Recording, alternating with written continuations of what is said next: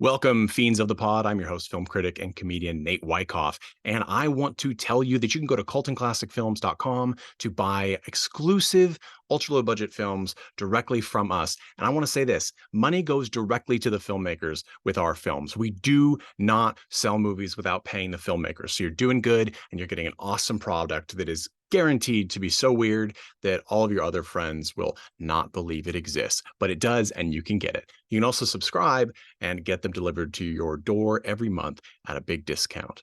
Make sure you like and subscribe, tell your friends, tell your enemies, and for every like, subscription, and sale we make, we're going to bring back exploitation. I promise. Enjoy the show. Welcome to Cult and Classic. Welcome, friends and fiends, to another episode of Cult and Classic, the podcast where we bring to you a mainstream film and a cult film with similar themes and discuss each in detail. With me, as always, is Tad Mastroianni. How you doing, Tad? Ahoy, fiends. And Jeffrey Tucker. How you doing? What's up? I forgot to prepare a thing. And my name is Nate Wyckoff, comedian and film critic for horrornews.net. And as always, we will be playing you clips from these films that we're discussing. They're for review purposes and let you know why you might want to see these flicks. So first up, we've got a metal music mayhem double hitter for you. First up is Verotika, 2019's debut film entry by Glenn Danzig, original frontman for the band The Misfits. We'll get into that in a second, but following that up, we have 1986's Vicious Lips by Albert Pyun, who is pretty well known in the schlock film category. He's done some interesting things, especially 1980s often forgotten Captain America movie, as well as Dungeon Master and some other good flicks. So we'll talk about these. First up is Verotika. Now, a little bit of background. Verotika is an anthology film by Glenn Danzig from his erotic horror comic series imprint, which is called Verotik. And he took 3 stories directly from his comics for this and put sort of a framing Crypt Keeper-esque character in it as well. And I'm gonna say this right off the bat. These are, I normally would say I'll summarize the plot, but I don't feel like these have plots. They're a series of events that occur, and we are subject to watch them. So the first is called Dejet. Let's see, the albino spider of Dejet, and then the next is called Change of Face, and then the third is called Drukia, Contessa of Blood, and they're all. I'm going to say they're all derivative of other horror stories, but I have a hard time classifying them as a story because they don't really have a beginning, middle, and end in most cases. In the first one, a woman who has large breasts with eyes instead of nipples cannot find love because of aforementioned affliction. And when she's rejected, a tear falls from her eye onto a spider, which is on a rose on a side table next to her couch. And that spider becomes a giant man spider that rapes and kills people while she sleeps. The second story, Change of Faces, involves a stripper with scars on her face who likes to kill women, peel off their faces, and collect them. I guess she wears them. It's kind of unclear. She normally just hangs them on nails on the wall.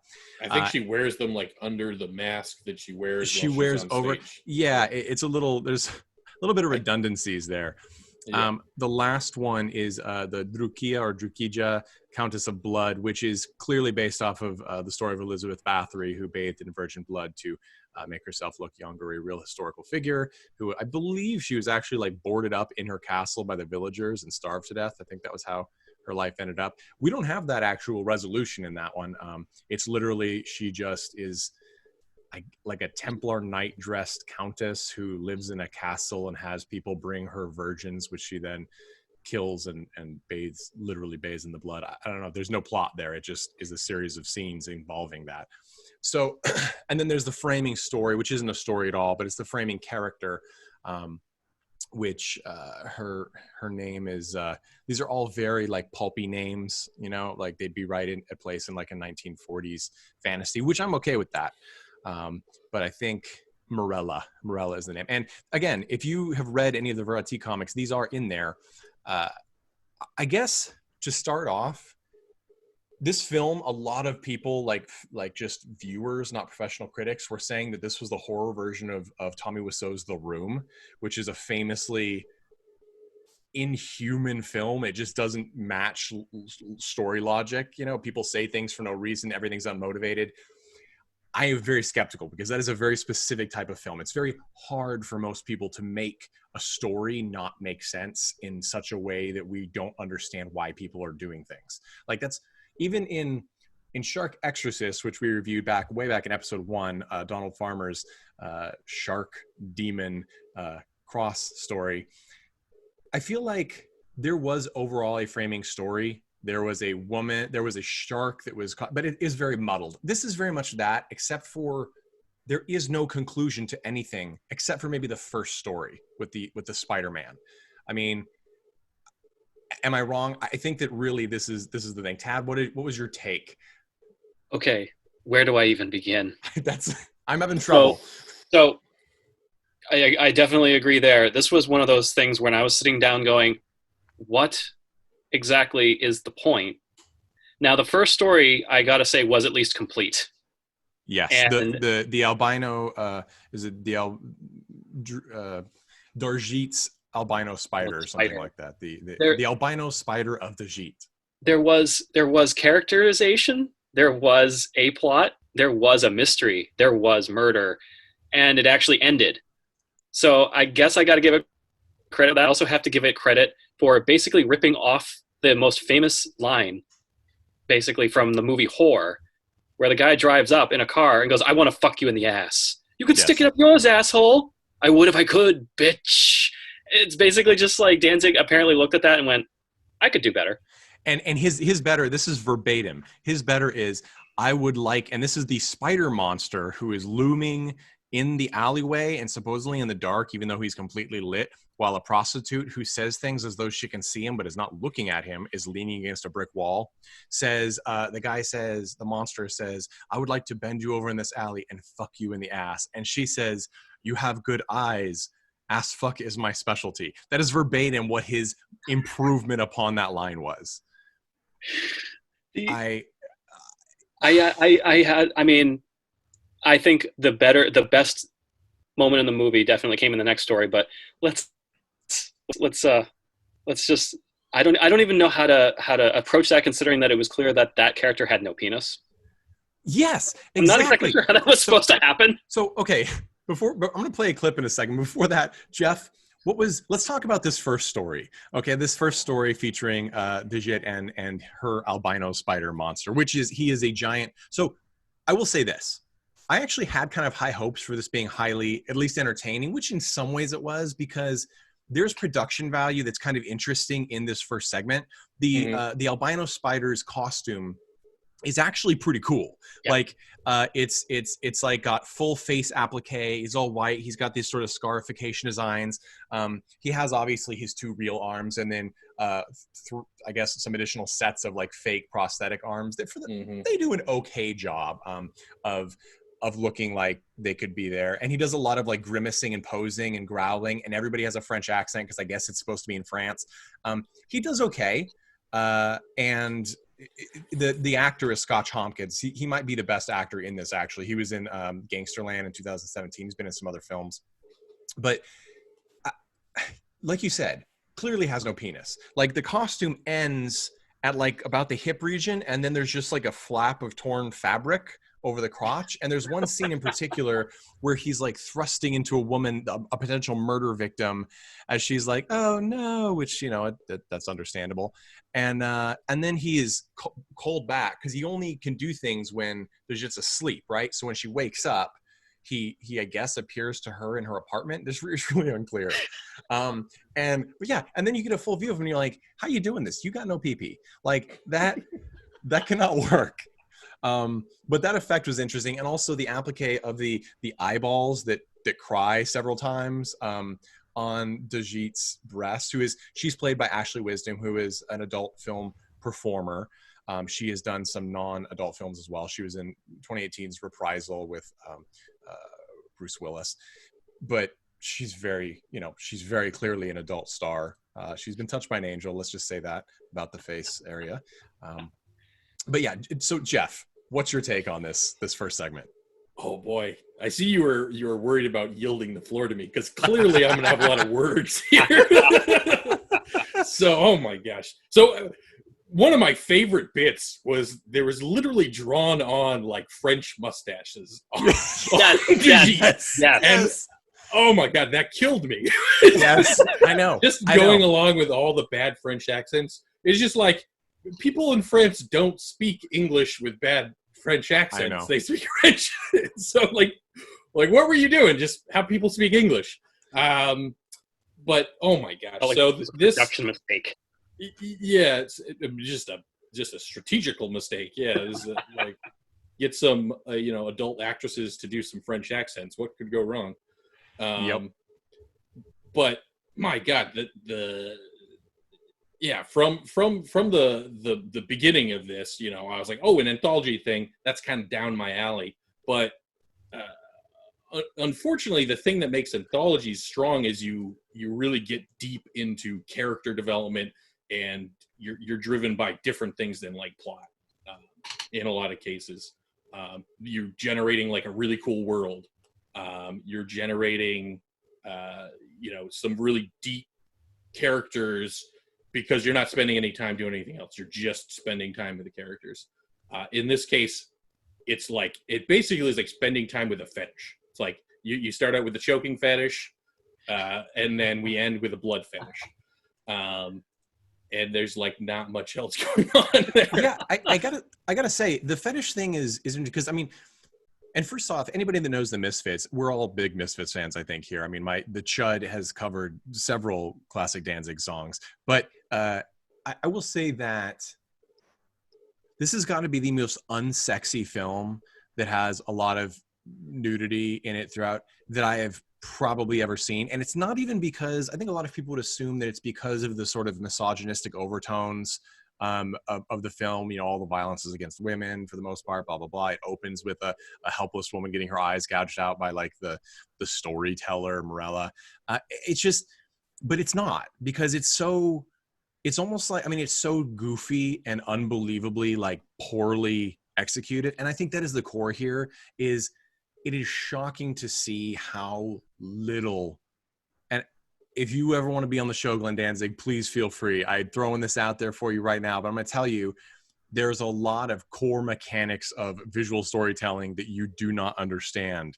And I think you probably learned that in this film. I mean, like you said, it's very hard to find things to even say to start, because let's just take it piece by piece. So in the beginning of the story about the albino spider, we have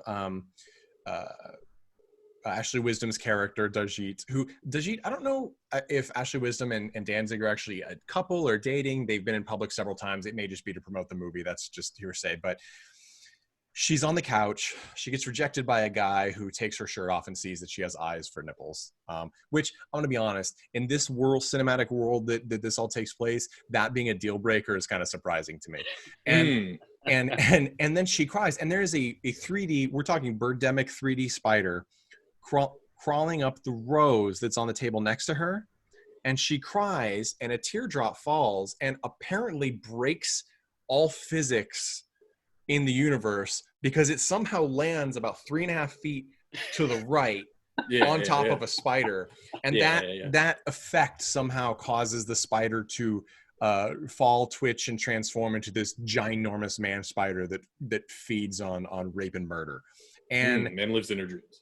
And lives in her dreams when he feels like it, I guess, because she's with her when she's, anyway. I don't understand that, but that's okay. But that sort of, it was so jarring. There's the 180-degree rule that's broken all the time in the shots. And that's when, if you're filming a scene from several angles, you have to stay on one side of 180-degree frame. Like, you can't go beyond it, because if you're here, and then you break to the other side, all of a sudden you're flipping everything on the audience, and it's confusing. That happens over and over again. And even if someone doesn't understand that rule, they're going to be like, what the hell? Like, where am I? Where am I looking at? I I will say this first scene, as Tad said, it does have an arc, sort of. I mean, Dajit's horrified by these murders, so she eventually knocks herself unconscious or dead. We don't really know. I assume it's dead with some pills. And then the monster is all of a sudden trapped in the real world. It doesn't make any sense. Like, he's in the real world now, so he can get shot by 3 police officers who are clearly not French. Their mustaches are drawn on, and their final lines of the scene are leaning over Dajit's body. They've just shot a multi-armed white monstrosity creature, okay, that's lying on the floor. But they decide that it's actually more interesting to look at the woman whose shirt has fallen open as she's fallen to the ground, and then after several moments, she has eyeballs for titties. Like, that's like their takeaway, and that's the end of it. And then this is the crowning moment. This is the best moment in the film. I don't care what anybody says. The tear then rolls down the breasts from the breast eye. Like, that is the most, give it to Danzig for that one. That's creative. I don't know that I've seen that or heard that anywhere else. That's bizarre. If this whole movie if all 3 segments and the framing story sort of had that bizarre impact, I think that it would have been a much more interesting and successful film. That first segment also, I feel like, has better lighting and sets. It's not coherent by any stretch. I mean, at one point, Dajit is like at a photo shoot that she doesn't apparently have to be in because she's not in it, and she's getting taunted by other models who I don't even know how to address that scene. And then she goes to a cafe and they tell her she has to go even though she just sat down, and she's like, I have my coffee, but she doesn't have her coffee because time has no meaning. And then she goes to a adult film because that's what people do when they're trying to stay awake. She goes to an adult film and of course falls asleep and almost gets raped by 3 adult men in the theater who apparently are just like, oh, I'm sorry. Yeah. I didn't realize you didn't want to be assaulted when she wakes up. At least they had the courtesy to stop. They're like, oh, you're awake. Never mind. Sorry. You're now a human being again. Right. I don't even understand. Like, that whole, it's just, So yeah, that's the first segment. I mean, does anybody have anything to add on the Dajit and the albino spider, which is by far the most visually impressive? I think they blew all their budget right there. Jeff, what's the name of the serial killer? Please tell me. The name of the serial killer? Yeah. What's the name of the serial killer? Because it's fucking fantastic. I have no idea what you're talking about. Isn't it the neck breaker? Lay neck breaker. Oh, yeah. Lay neck breaker? Lay neck breaker. You mean yeah. Lay neck breaker. That's what they're calling. Yeah. People take it completely serious in the movie too. It's like, beware, for there's a serial killer on the loose. Lay neck breaker. I'm like, what? Yeah. That was the worst French accent too. The waiter. Yeah, and I don't even know what he was doing. I'm sure everybody in this movie is somebody Danzig knows somehow. That makes sense. Because I mean, the waiter is like just a waiter, but he also has like clear like neck tattoos coming up over his collar. Yeah. And I mean, the costuming is hookers would be ashamed of the costuming. And I have nothing against prostitutes, men or women or otherwise, but these are some bad outfits, okay? Like Dajit's is just this crop top shirt. And I mean, she has very large breasts. And so it's just, that is her outfit. And then it's almost like Glenn Danzig hired adult stars and then refused to pay them enough to actually give adult performances. Like, it's really not sexy at all. And I mean, these people have to have some acting skills. They faked orgasms for 20 years, right? Like, they have to have some skill. And this is not on display. But that is the height of this film. Every single story, I think, goes down in quality. That's accurate. Let's just play. This is actually probably the best scene, and it's Scott Hodgkins as the albino spider when he first shows up. Dajit, only I truly love you. Only I know your pain. Sleep, my Dajit. For when you sleep, when you dream, it is then time is ended, I am free to roam. Yeah, we don't know how he roams. I don't know how he shows up anywhere. I mean, he can't put his arms down, so that's kind of going to make it more difficult to get into cabs. But he does show up at various places. Can we just throw out, too, the most, like, affected and confused person in that whole movie has to be the woman that's getting raped by the albino spider, and then Dejette wakes up. And what happened to that lady? Like, because we don't know. She's in her apartment, and that's a story she can't tell her She just, therapist. like, vanish or something? Like, or? I don't know. I have no idea. Or did he just like, oh, I have to go, like, dang it, and he just like puts on his no pants and walks home? I don't know. I don't Takes know. off the penis for the next scene. Nate, so Nate, no. One, I talk about it all the time. Soundtracks are very important to me. Mm-hmm. And two, I am a big fan of Danzig's solo stuff. Mm-hmm. I love all three of his original, like, late 80s to early 90s albums. Mm-hmm. That scene, it sounded like they were going to play How the Gods Kill somewhere in there, and I was going to get all hyped up for it, and it never happened. In fact, where was Danzig's music? Like, So this was his his movie. Here's the thing. He actually, so Danzig did the I don't know how else we call it, the orchestral material in this film. So he did like that background music, and actually the background music does have I thought it was fine. I didn't find it, particularly, It wasn't bad. odorous. I think it was fine. But I will say it is interesting that his, like, because he has a few songs. Actually, he only has one song, to my knowledge, on in that. his own movie. He's got one song. In his own movie, yeah, Eyes Ripping Fire. And then he has Ministry, but that's really where that's the end of the big, I would say, the big names that some people who aren't into this sort of music, that I don't really know what you'd call it, because I wouldn't say that it's traditionally metal. It's kind of that metal goth post-punk hybrid. Yeah. And there's actually some bad music in here, in my opinion. Just not bad in the way that I was like, this is terrible, but it's like, I'm like, nah, it's not that great. And I think most of that is during the strip club scenes in the second section of the film, which we could move on to, the change of face, which I don't know if that's supposed to be a clever play on words. It sounds like it is, but it doesn't. It's just literally what happens. But before we do, so Dejette has weird things about eyes, but only in one instance. She has eyeballs in her breast. That's it. That's the only thing. But somehow apparently, and it's unexplained. And apparently that's, yeah, completely unexplained. And that apparently is the takeaway. And I only assume it's the takeaway because the character Morella, who's I guess telling these stories, although that's never made clear either, pops up after the segment, and this is what she says. Well, there you go. The eyes have it. That's all fine and well. But what am I supposed to do with these?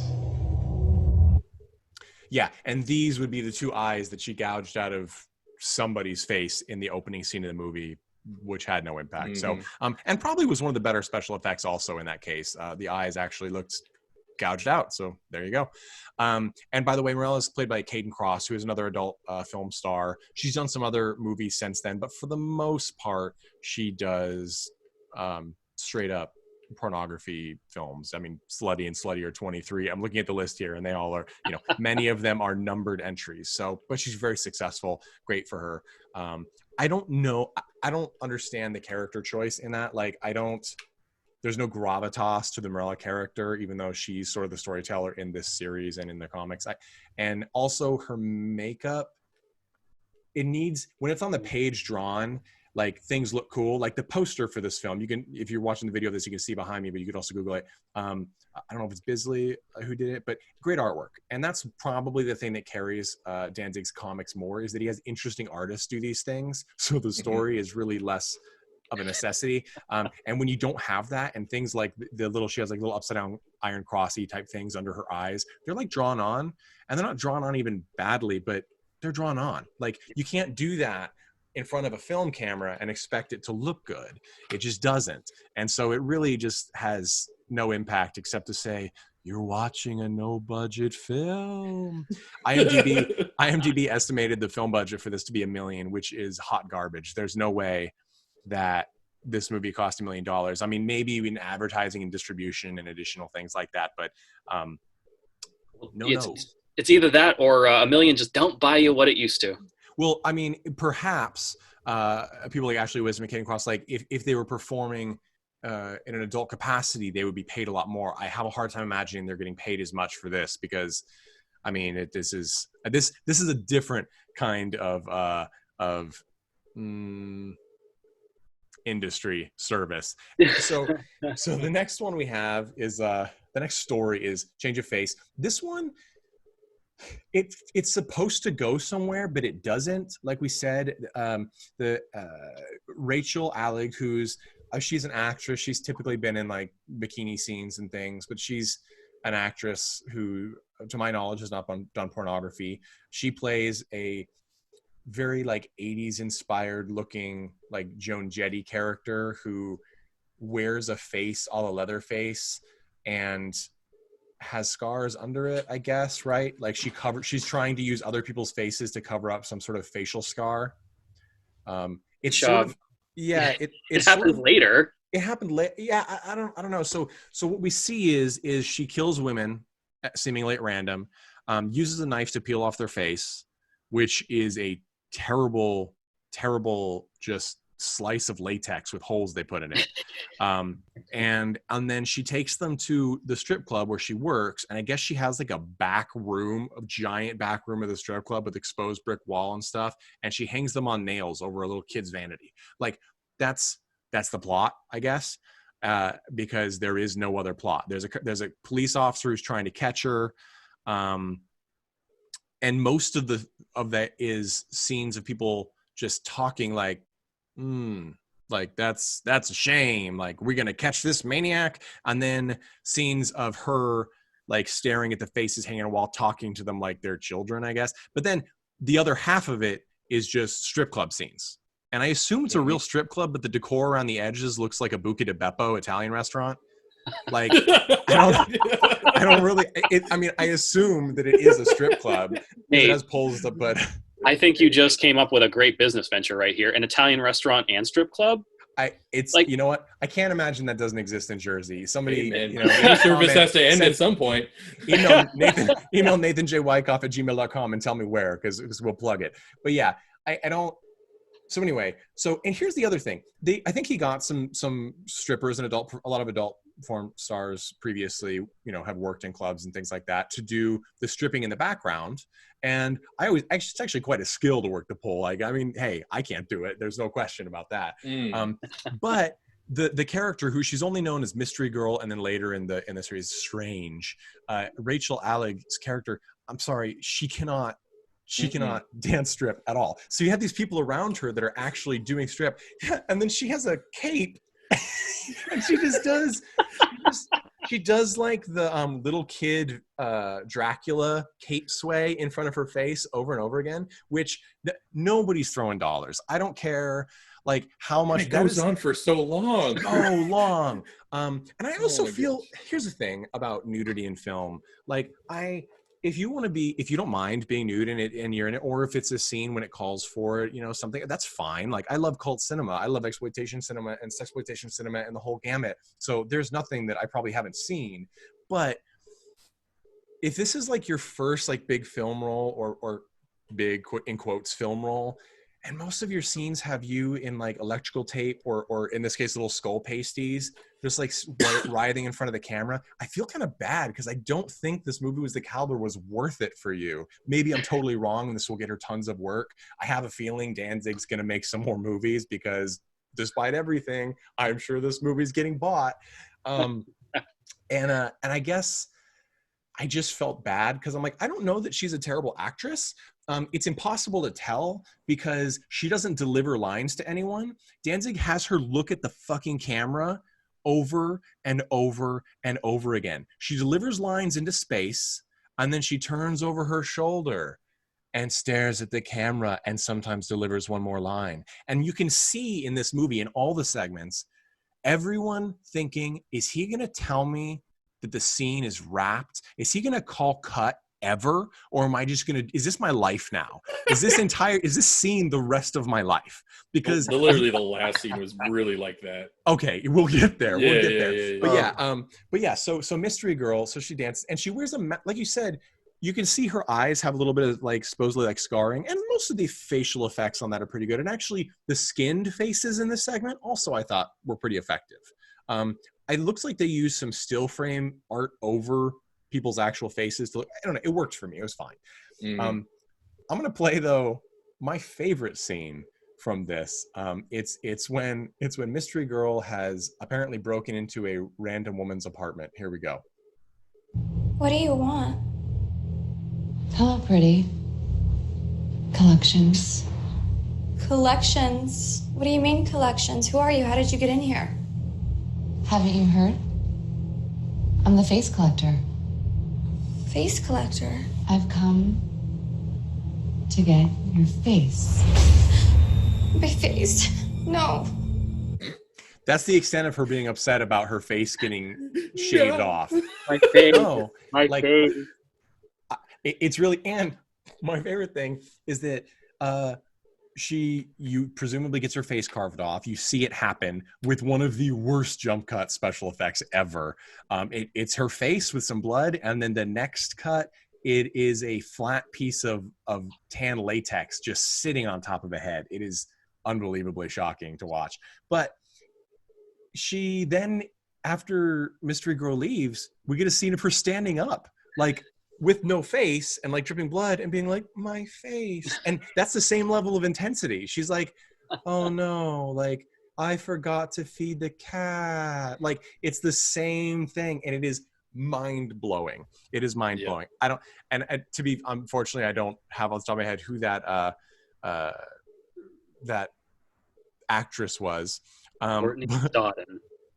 That was Courtney Stodden? Courtney Stodden. Courtney Stodden. Okay, yeah. So, and I mean, again, there's a lot of people in this movie that people may know from adult films and from some other oddball films. Kansas Bowling is in it.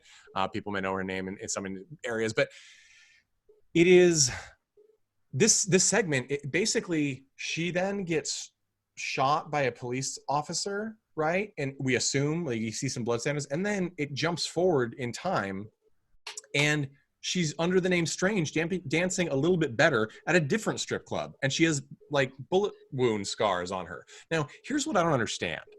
She covers the minor scars on her face, other face, but the like Coke bottle rim giant scars all over her body by the end, she has no problem with.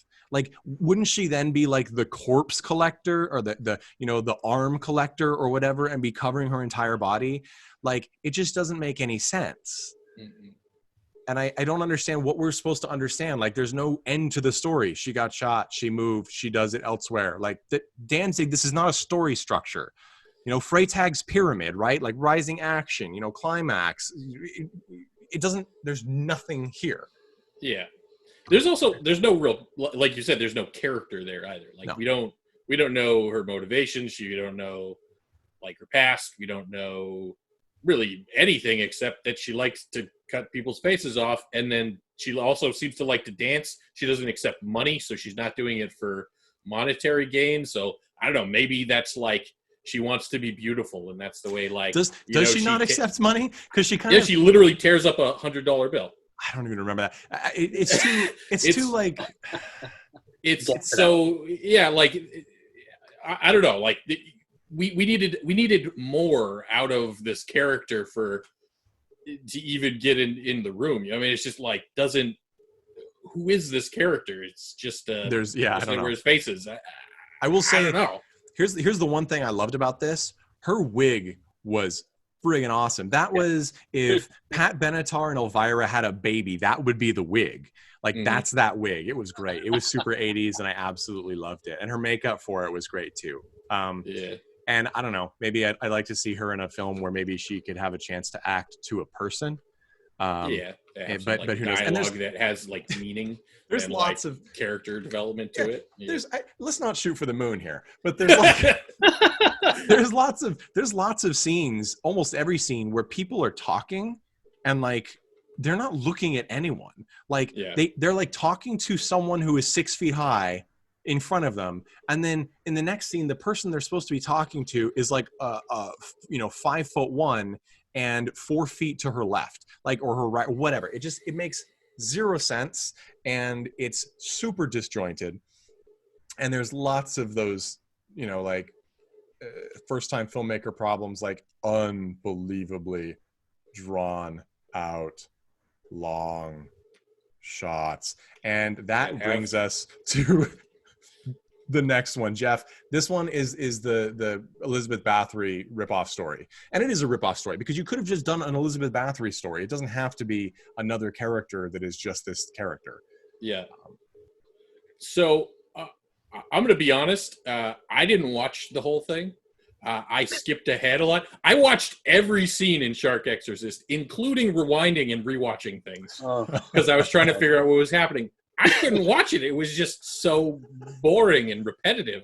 Repetitive. Literally was just, oh, blood. Okay. More blood. More blood. More blood. More blood in a different way. More blood. Okay. Let's just skip ahead. You saw it in a different way? I got it. Yeah. I get it. Let's just get to the fucking end and see if there's something different. There was. It wasn't even like, okay, so the one of the redeeming factors of the last two pieces was that there was a lot of unintentional humor. Like the cops. We didn't even mention the cops. Where he's like, yeah, she got her face sliced off. She bled to death. Nice. Or like the cop who literally just sits there, stares, takes a giant bite out of the donut, sips the coffee. I'm like, was this done on purpose? This doesn't seem like Danzig's forte. It seems like he would take this seriously. And that's the thing. Danzig's kind of known, like the word on the street, so to speak, about Danzig is that he does not have humor, and that there is no, which I don't know if that's true, because I mean, when he was in Aqua Teen Hunger Force, that's the character he played, right? Yeah. You see my robot? Yeah. So it's like, so I mean, I don't know. I don't really, that's part of the thing about Danzig and people who have a career built around that sort of persona. It's like, you know, like Johnny Rotten before he was John London, right? Like it's just, we don't know him personally at all. And so it's hard to judge. I would say the humor is hard because the dialogue is so dreadful and so stilted, and the scenes and the audio is always audible, but not phenomenal. Don't judge us. This is a budget podcast. Okay. But yeah, so this third one, you did not miss anything if you skipped just about everything. Literally, it is what is her name? She's another adult star, Alice Tate. And Alice Tate, she does have an acting career outside of adult film. She's been in many things. And I guess, is she an adult actress? Maybe I'm completely wrong, man. That's just type. I actually thought she could maybe act if given the opportunity. But it literally they didn't give her it. I think she's probably the strongest, if not just one of the strongest cast members in this film, and partially because she's giving nothing in this segment. The entire segment is her selecting blonde girls that look like they're not old enough to be in this movie, and then having them executed and drained into a spirit Halloween bathtub full of blood, and then she just writhes in the thing, literally looking at her fake blood covered hands for minutes on end. I'm not kidding you, like 15 minutes worth of this footage. Oh, and then when she gets out, then it's like, look how do I look younger? And she looks in a mirror for 10 minutes. No joke. Like it's just her looking at herself the entire time. And except for a couple of completely nonsensical additions, like this one. She's talking to a dog, a wolf, okay? She's talking to a wolf for no reason, because she goes and searches out virgins and has her own weird little people surrounding her in her castle that will go find her these girls to butcher. And yet she at one point just takes bits and pieces of these women's bodies into the woods and tells a black wolf to find a virgin for her for I don't know. Let's listen. We are like you and I. We like what we like, and whether or not they understand it does not matter. Now, my black. Let's just, before I continue on this quote, I feel like that's Danzig directly talking to us as the audience. He's like, I don't care if they don't understand. Fuck them. That's literally That's what music. he's saying. And then let's keep going. Kiss. Bring me a girl. Bring her to me. Rip out her throat. And let me suckle. Breastfeed. Juice.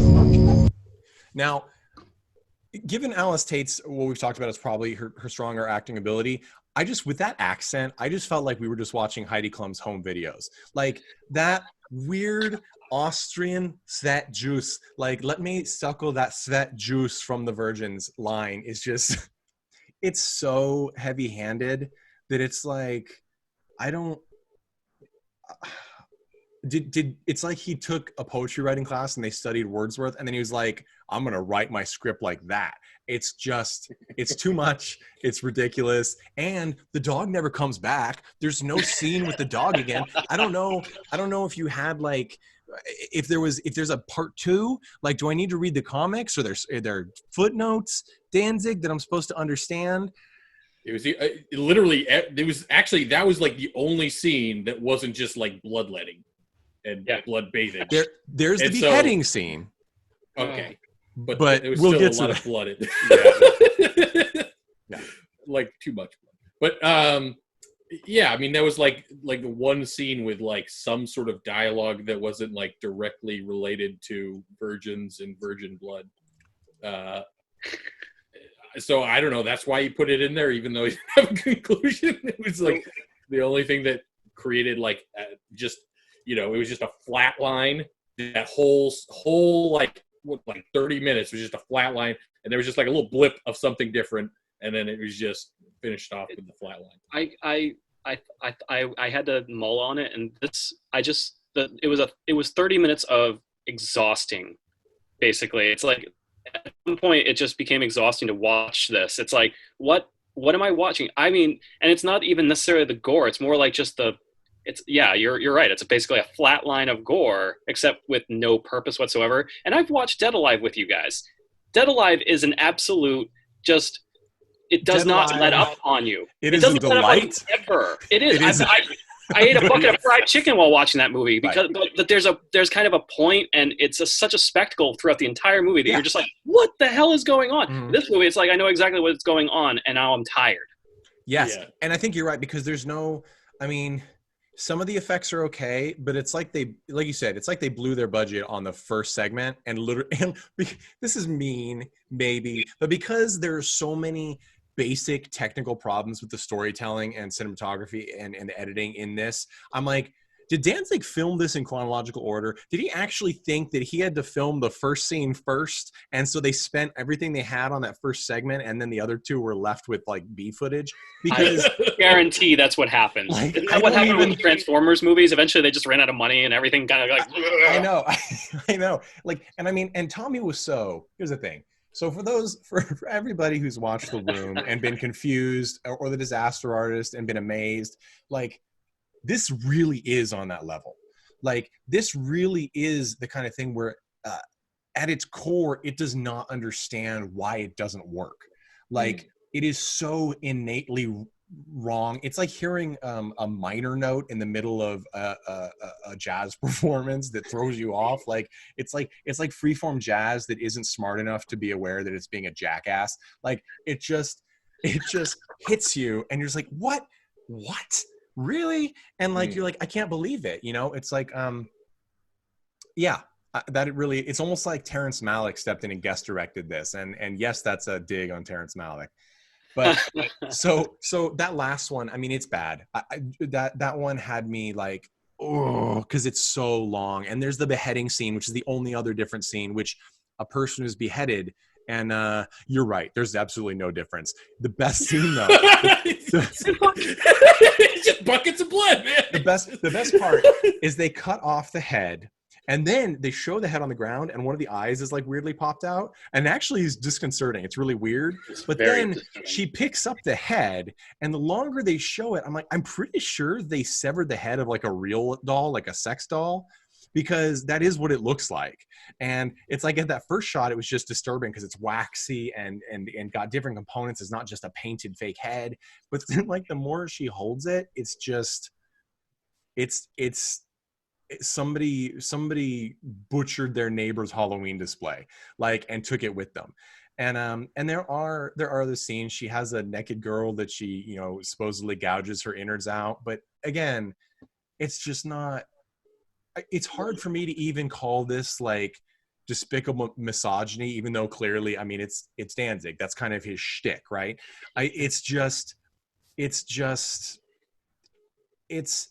It is boiling hot garbage served with a straw.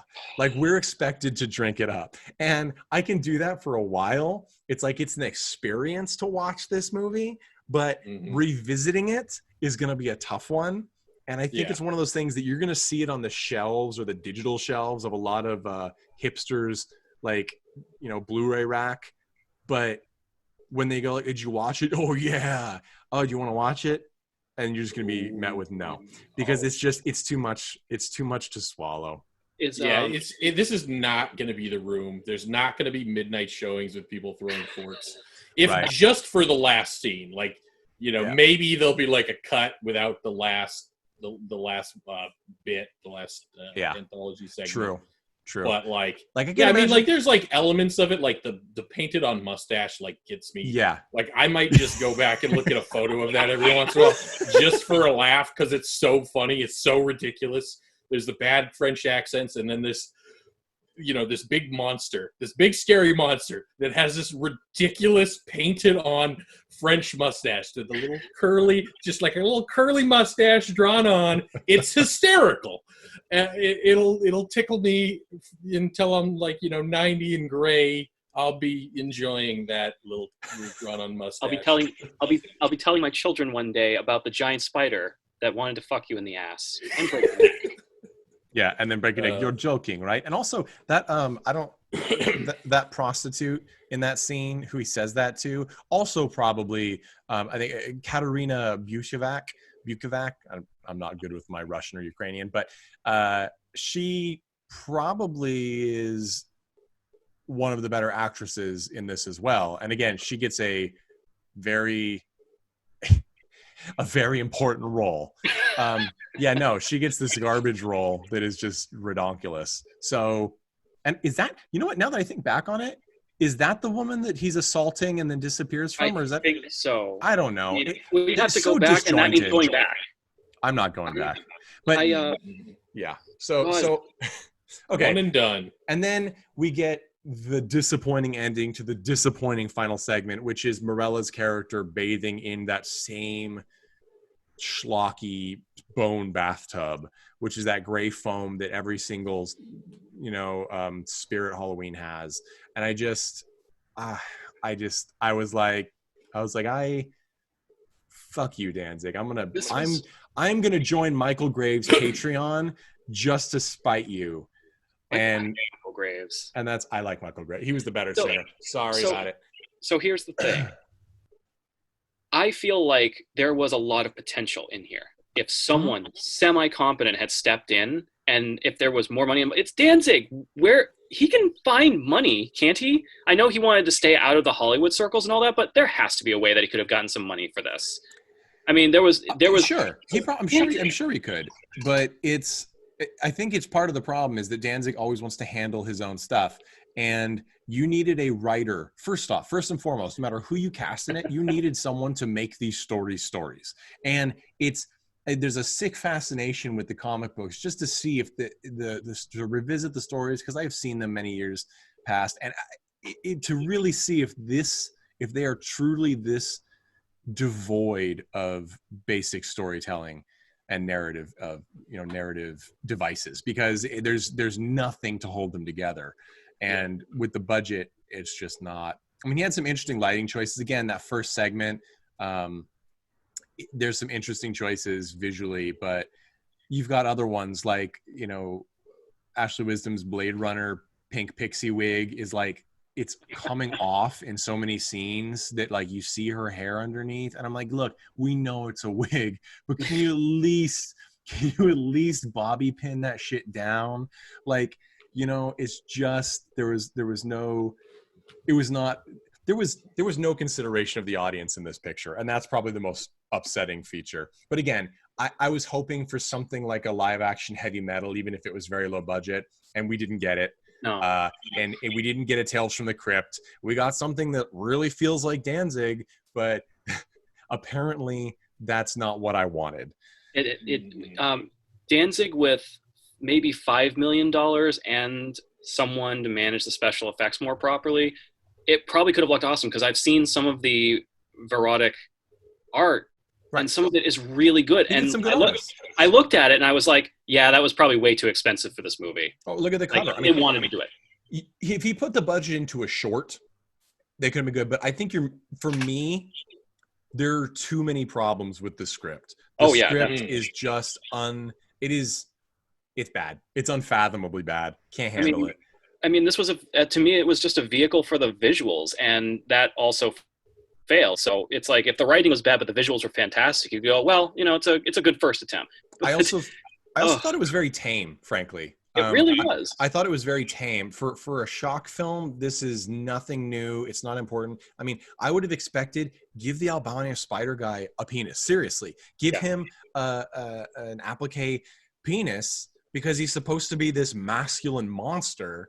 And I mean, fuck it, do it. I don't. It says it right there. Just give the spider a big old flopping dong.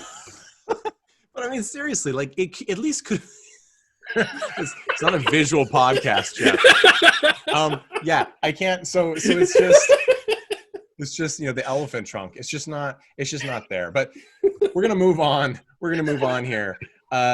Jeff. Wait. I didn't get my chance to rewrite this story yet. That's a cult classic, thing now, right? Fix this movie. You fix this movie. Okay, so just in the first scene, right, you have this woman with, her eyes on her tits. Like, why isn't she blind?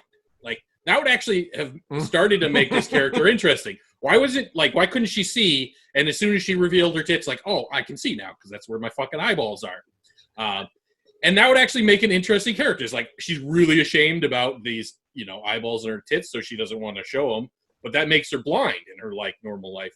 And so then you have this spider that she creates through some, whatever fucking mystical method. But he's killing people silently with her in the room. And she's like, she doesn't really know what's happening. And it creates kind of this mystery and tension of what's going on. And eventually she has to face her fear of showing her eyeball titties so that she can stop this monster from killing things. Now there's a character there, and there's she's dealing with some sort of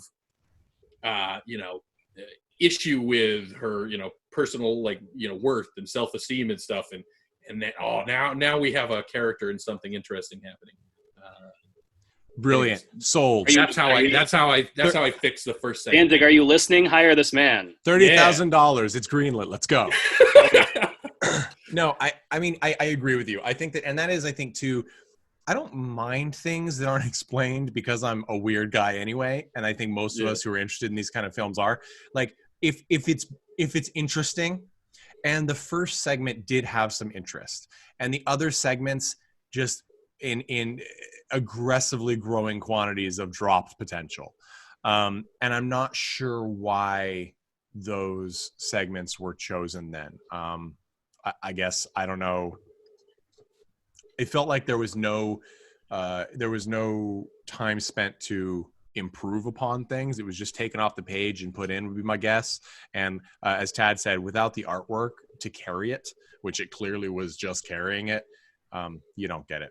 So I will give this to Danzig. There were people of color in this film, which was nice. I mean, not any of the leads necessarily, but you had some black actors and otherwise in this film, which is frankly, I'm not sure I expected that. I don't, I love the Misfits, but when I go to the show, it's a sea of mayonnaise.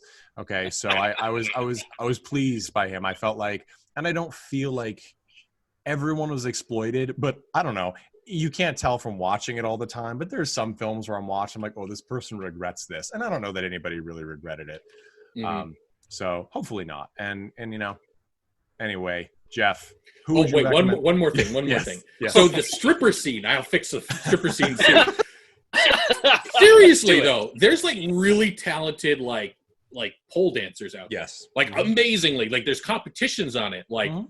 hire somebody that can make that like scene interesting. You know what I mean? Like if you're gonna spend that much time in a strip club, As the like, lead, show us, especially, show us something amazing. You know, like go hire, like even or just get rid of the lead in those scenes. Just like hire somebody to make those scenes interesting with like a real, like legitimate talent. Well, Like, that's how.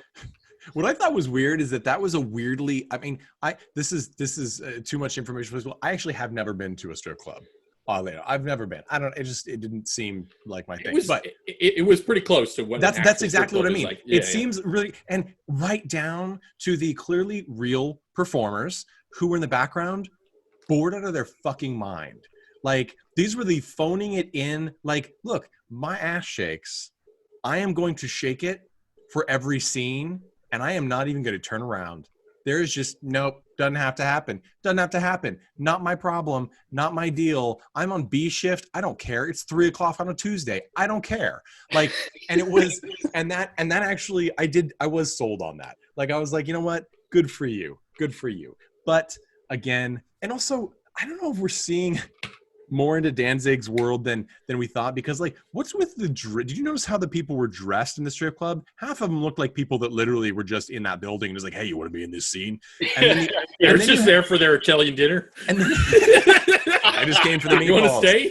and then like you had, and by the way, whatever that was, they'd used plain butcher paper to block out all the doors and windows in the background so you see the scenes. I'm like, you can't.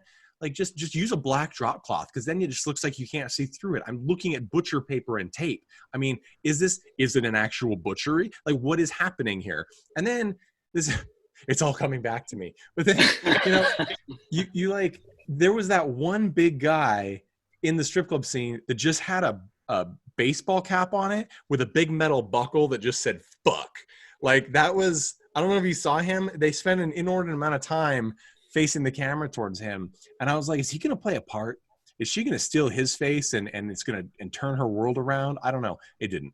That means that he missed another very important part of creative writing, which is the Chekhov's gun thing. It's like if you're gonna put something as cool as that hat in there, that hat better fucking do something. Mm-hmm. I actually really did like the scene in that though, because there's one blonde stripper performer who gets a lot of screen time too, and we don't really know why. You kind of assume, at least I did, that she would be a victim at some point of her coworker who is stealing faces. But actually what happens is when the cops trace Mystery Girl to the strip club because she left a business card under the corpse of someone. What? And they know it's her too, like for certain. Yeah, it doesn't make any because she has her name. It's stupid. Anyway, very stupid. The blonde girl sees the cops come to the place, and she warns her. She goes up on stage, is like, "The cops are coming. Go, I'll cover you." Like that was great. And actually, it feels like there could be some sort of like sisterhood in this kind of shitty pizzeria strip club, and like that might actually, and I liked that touch. And the police officer is a huge dick in that. Yes. Like, I mean, such a huge dick. Like, and it's bad, and you want him to lose. So I could tell that that actor was enjoying that role and hamming it up. Hamming it up. I love that's one of my favorite lines. She's like, "You can't come back here. The girls are naked." He's like, "There's naked girls out here too. It's a strip club." I was like, hey, he's got a point. Yeah, it's Sean Kanan is that actor, and actually you may recognize him as Mike Barnes from the Karate Kid 3. So he actually he's done a lot of work. You watch it, go watch it again. You'll recognize him. Cameo. Nobody's mentioned it yet. Did anyone notice Sean Waltman? X-Pac? Yeah. Yeah. I was like, as soon as I saw him, I was like, that's X-Pac, isn't it? And I looked it up. I'm like, Sean Waltman. Yeah, that's him. How the hell did he get Sean Waltman into this? I don't think Nate watched wrestling when he was a little. No, yeah, he did. I did not love wrestling, but I did watch it. He dragged you into it. Sorry. No, I never watched it with you guys. I actually filmed.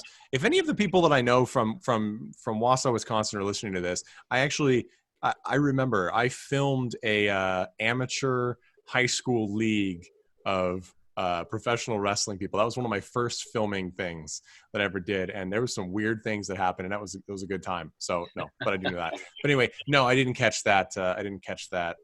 It makes me think, and I mean, there are lots of other adult stars in here as well, I believe. If for people who are interested in that or have some knowledge of that, so good for you. It's interesting that you said that, considering that Sean Waltman, I think, technically does count as an adult actor because of that one that he filmed. Oh yeah, The Self, yeah. Yeah. So yeah, don't know what to think about that, except yeah. All right, Jeff, who would you recommend watch this movie? Oh boy. Did you watch Game of Thrones and you just couldn't get enough of the faceless men and you just needed like a really just more? Then come and watch this film, because there's some face removal and people wearing faces. No, honestly, I mean, it's a bad film. Like, don't watch it unless you're in for a laugh. Yeah. An ironic laugh. Yeah, an ironic laugh. I mean, the mustache is worth it. Actually, the mustache is worth it. Watch it for the mustache. Watch it for the mustache and the French accents. So, let's see. I guess we're getting the list. Mustache fetishists, blood fetishists, choking fetishists, and face removal fetishists. This will be just right down your alley. All right, Tad, same question. Who would you recommend this film to? You know what? I don't actually have a recommendation that's snarky this time. Honestly, don't watch this movie. Oh, actually, watch 1/3 of this movie. You're a Danzig fan. I know. Because at least normally I figured I'd have been like, you know what? If you love Danzig's music, watch this. Oh wait, there's not enough. Yeah. I mean, Jesus Christ! I probably could have made a decent short film just based off one of his old songs from Danzig 2 or something like that. Mm-hmm. There was some good shit in there. No, I watch 1/3. I recommend 1/3 of this movie to anyone who just wants to have a good time. The rest of it, fuck it. Yeah, I mean, I guess I would say if you just broke these up and just watched the first segment, the albino spider of Dajette, like that's more interesting. And actually, I of all of them, I think Ashley Wisdom as a Jet, I think her accent was actually pretty fine. But again, I'm not French. I would say buy the poster. I don't know if that's Eastman or Bisley artwork or what, but it's better than the film.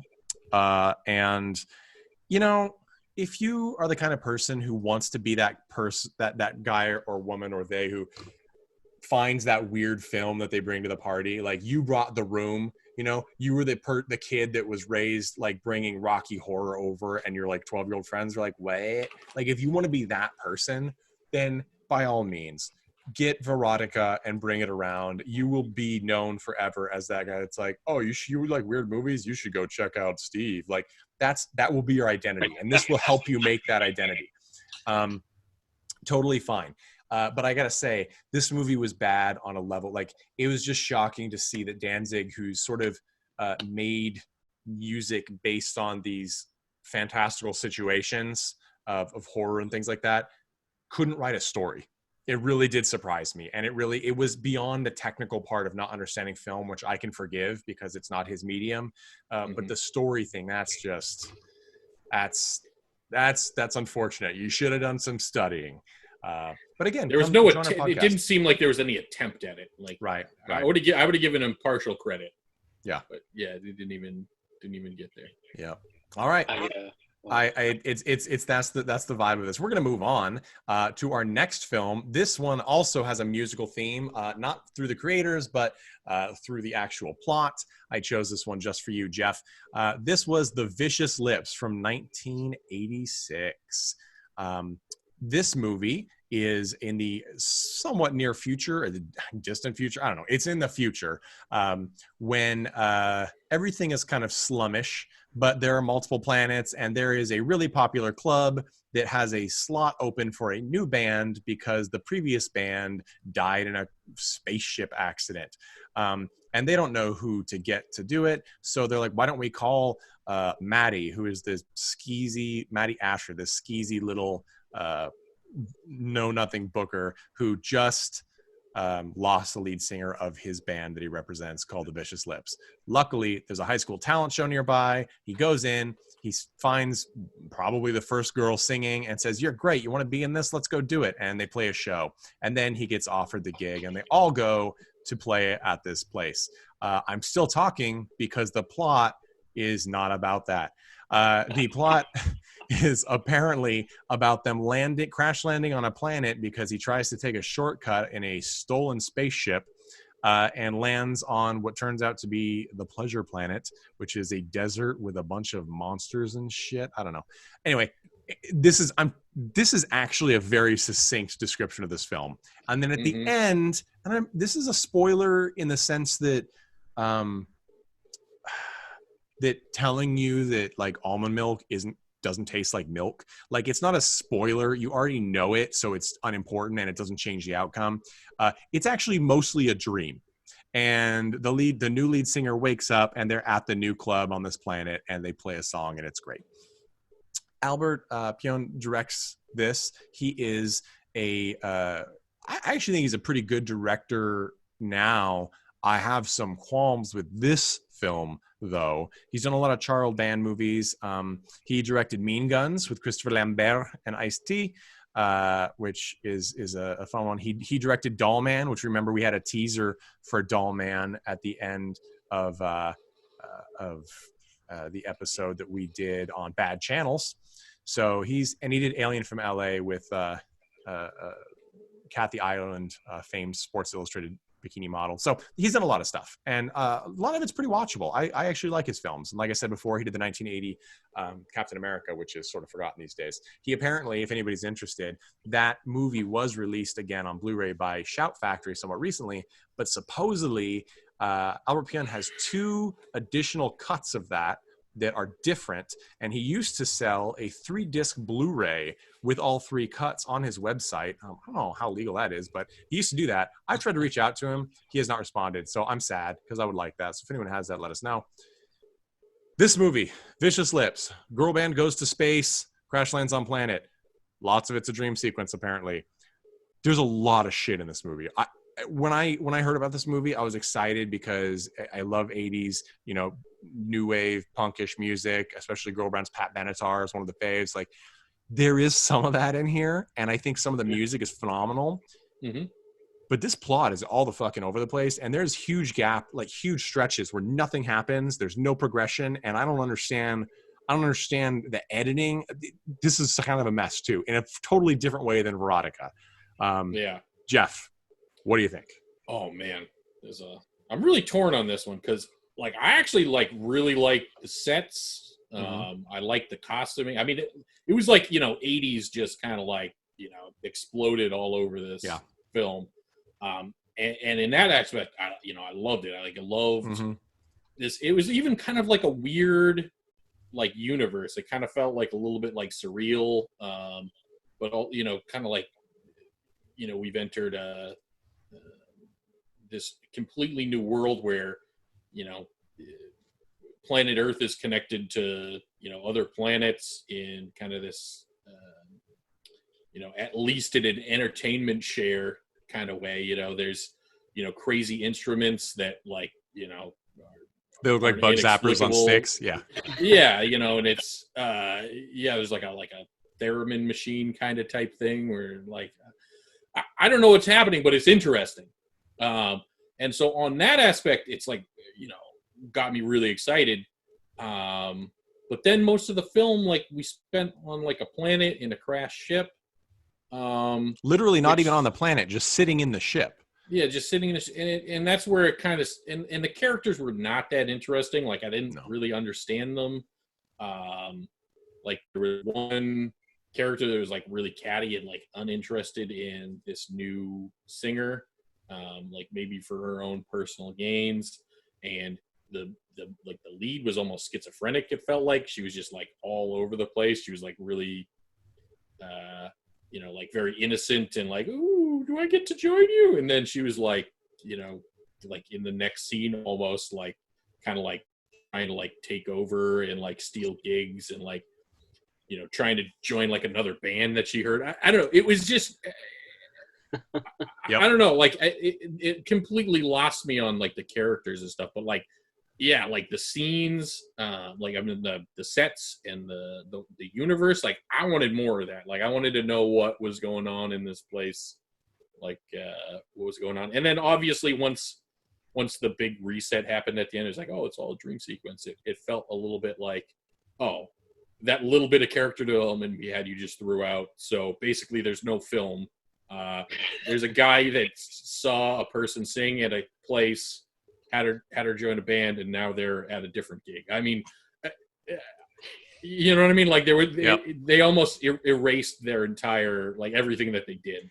It's weird too, because it's sort of like they tried to say, well, is it erased or not? Because the venue is called Radioactive Dreams. And in the beginning, like she kind of stumbles, and that's when you think she passed out, maybe. Like it's really unclear. It's sort of like it's like the Joker, except what we think happened in the Joker clearly happened despite what the scriptwriter says. And in this one, I don't know if anyone knows what really happened. I don't know that there was a scriptwriter. You know, like it's sort of, it goes in too many directions. Like at first, I think it's going to be this funky, like musical interstellar thing, because the opening scene has the booker for this really, you know, great club that everyone wants to be at causing a manager to shoot himself in the head because his band is a no-show, despite the fact that it's because they died in a car accident, right? So like it's like kind of silly. It's like, wow, this is crazy. Like he's getting punished because a bunch of people died, but that's the future. And you're like, okay, so this is going to be a big gig for this little Matty Asher's band and this new singer. And you think that's going to be sort of the thing. Like, are they going to make it? Are they going to impress this woman or what? But what it actually turns out then to be is they're traveling through space to get to what we thought the plot would be, with a monster in the cargo hold that they don't know about. And then they crash land on a planet because their manager who's driving is sweating like a crack addict. Like I don't even know. Like he's just covered in sweat. I don't know what's happening. And then they hit by paying attention to the warnings. Yeah, the warnings were kind of funny. They were pretty adorable. Yeah. They get, yeah. It's like, so, and actually, and like you said, the sets, it's clearly a budget stuff, but they did a great job. Like even when it's clearly just painted paper stuck all over the walls and electrical cords hanging from the ceiling, I loved it. They gave the vibe perfect in everything they did. And the spaceship, the spaceship interior, especially the cockpit where Maddie, the character, is driving from, is great. It has this little like oscilloscope display in the center, and then above it has one of those like dot ticker things that's running across, and it's like warning, and then he's not paying attention, and then at one point it has, you know, danger, Will Robinson, and then eventually it's like there's a big fucking rock. You know, like it's pretty funny. And I also like some of the sight gags, like he's looking at the map, but the maps are just star charts. Like that was funny. Flips it over, and I enjoy. Yeah, he turns it upside down. I liked that. But we don't get much of that at all. And then, except there's this really long segment in the middle where it tries to be a monster movie, where they're stuck on the ship, the monster's in the hold, they know there's something there, and it still takes until like the last 30 minutes for the monster to even break out. And then she gets like the lead, the character who is, you know, the new singer, who is kind of the lead, I guess, if there is a lead, is running through, I guess, a fabric factory. I know it's supposed to be the pleasure planet, but it's just hanging reams of fabric. And it's Drew Ann Perry plays this character who is named Judy Jetson. Don't think they have the rights for that, but I don't think you need the rights either. Also, just a heads up, Drew Ann Perry, she's been in a couple of movies, mostly Albert Pyun's work, but Albert Pyun is doing a film called Cyborg Nemesis. I don't know if it's going to be tied to the Nemesis series or not. I assume it is, because it's It must be, because it has Olivia Gurner in it, who's from those as well. But that film will be coming out probably next year, and she's in that. So we get to see a lot of these people again, that's nice. But yeah, so she's kind of, like you said, you expect her to be like the little girl next door, like she's the farmer's daughter, like in the big city for the first time. But she then kind of is like, ooh, this other band that's already bigger is looking for a singer. Maybe I'll go to them. And they kind of give her shit for it, but the band has been mean to her the whole time. Yeah. Like, I don't know who I'm supposed to feel for in this. I don't understand. Like, I mean, there's one character that's very clear, like the character that like does not like the new singer, right? Like, yes. She's very clear character. She doesn't like her. I don't specifically know why, but yeah, she's constantly, oh, you have an okay voice, and like she's kind of like mean girling her. But yeah, I don't know, like, who the main character is really. Like, yeah, like she really does start out like not just seemingly like the girl next door from a farming dad. Like that's like she acts like that for the first like 3 scenes or whatever, and then she seems to like kind of 180 to like, I don't know if she's like picking up the persona of the character she's like replacing or something, like because she was like kind of a bitch, and then this character kind of starts to be. I really don't know, what they were going for there. There wasn't enough on the page. I think you're onto something there, Jeff. Yeah. Considering maybe that scene at the end was a little more symbolic than I thought, when she's grappling with Ace, and I was like, oh, this is actually interesting. Yeah, like a personality conflict. They really tried, and like there's it's just, I feel like they could have just chosen one path and been a little more prosaic with it, and it would have been more successful. Because I was like, in the beginning, because like the right hand man of the woman who books this Radioactive Dreams Club, right, the big one, he's got these great, by the way, some of the physical special effects on the characters, the aliens, is really good. And her right hand man has like this sort of vampire from Buffy face, and he's got these really gnarly sharkish teeth, and it looks great. I love it. And then I was in the movie, I'm like, wow, did they just reuse his applique for the monster?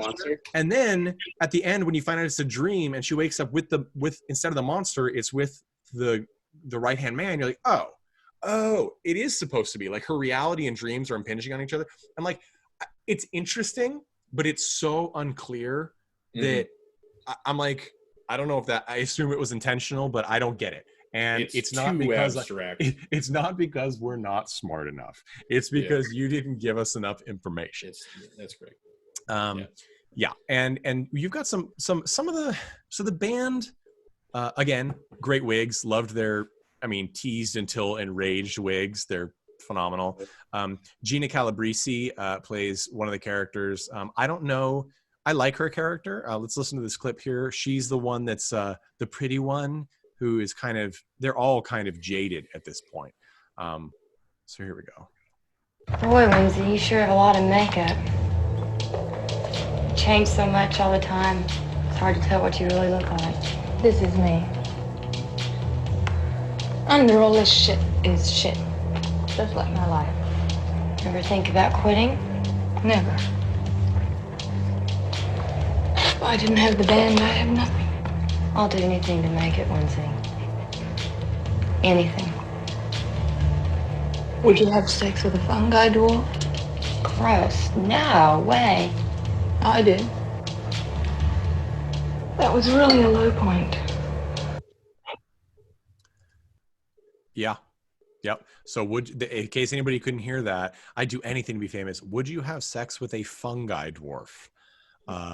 Ew, no. Well, I did. That was really a low point. Now, I'm going to stick up for fungi dwarfs. I don't know any, but that seems a little specious at the very least. But I liked this, and I think this was Drew Ann Perry. No, that Drew Ann Perry is the new lead singer who's asking those questions. And I believe Linda Carriage is the woman that is playing Winda, who she's talking to.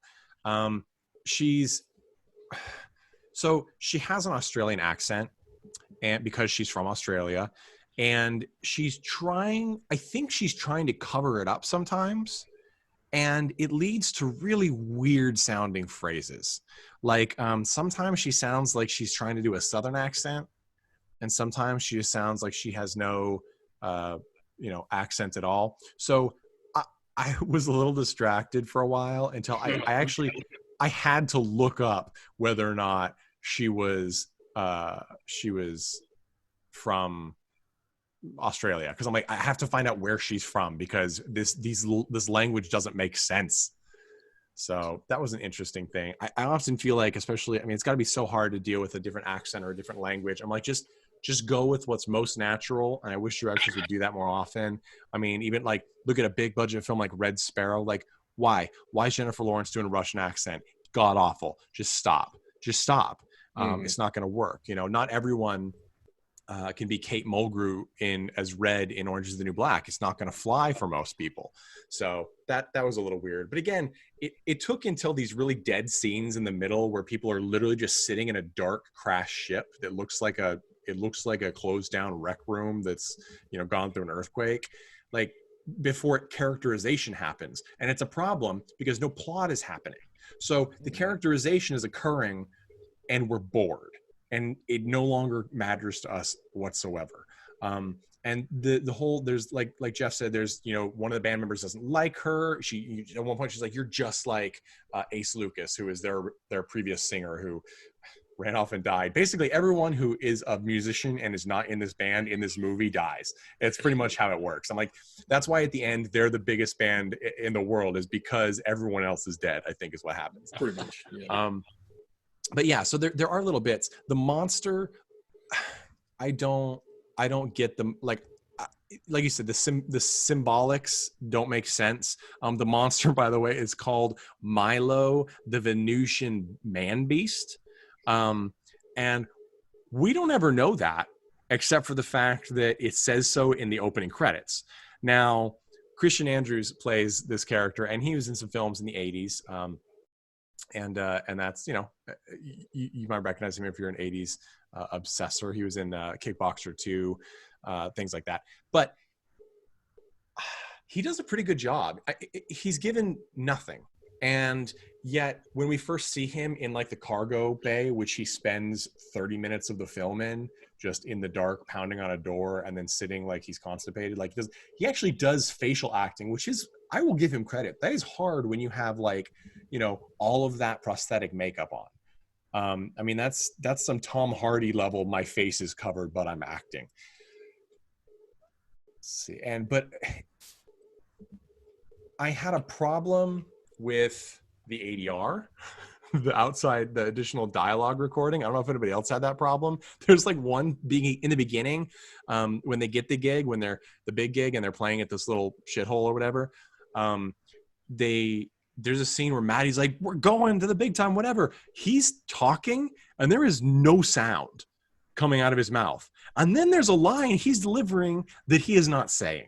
And it's not that it's off, it's that it's literally just completely different. Like, I don't know, did he say some sort of horrible racist remark and they had to redub that? Like, how can the dialogue, how can it be so different? Weird, I don't remember that. Here, I'll play, this is the clip. This is a clip of him, and the guy who plays Matty Asher is Anthony Kent. And Anthony Kent's, I will say, this was his only film to my knowledge. But he actually, I thought he did okay. He hams it up. He chews the scenery like nobody's business as this little stereotypical manager. But I feel like that is the kind of movie that it was intended to be. And so I found it more entertaining than a lot of the other stuff. I just feel like they also gave him a lot to ad lib, which was probably a bad idea because, I mean, him talking to himself is not great. Here's what he sounds like. What? What? Hey, you'll give us a gig tomorrow night? See the writing on the wall, a lonely heart in isolation, reaching out to break my fall. My emotions are wide open. Step into the world inside my dreams. Hold me close in love's illusion. Stay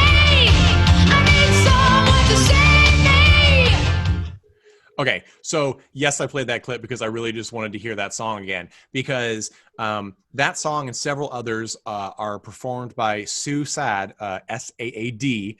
Her band released an album in 1980. Her band is called Sue Saad and the Next, and they were weirdly known for doing songs on soundtracks at the time more than anything else. And they, in my opinion, if you love Pat Benatar or Bonnie Tyler, like, they're phenomenal. She is an amazing vocalist. James Sod is the songwriter for most of it. Very good. Richard Perry produced their first album with them. Like, it's really good stuff. And there are at least 3 solid songs by Sue Saad and the Next, actually her band I don't believe was in it, but by Sue Saad in this film. And honestly, I was so much more interested in those than the actual film by the end, because that's what carried me. Like, unlike Verotika, where it just got worse and worse, and then at the end there's nothing that I could find interesting.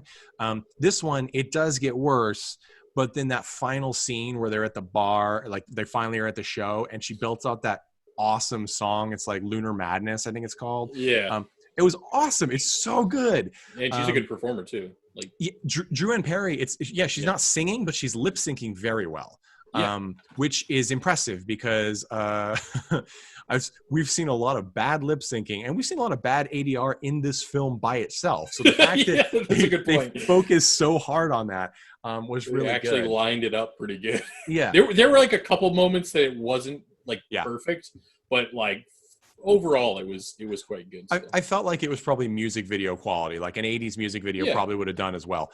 I also felt like, I don't know if it was the inspiration that Albert Pyun had or not, but I felt like in general, the aesthetics of this film, especially the multicolored lighting, the really hard red or green or blue, it felt like an 80s music video. And that was very successful. And as you said, Jeff, I think that was the whole thing. Like, this movie just vomits 80s into your face in a good way.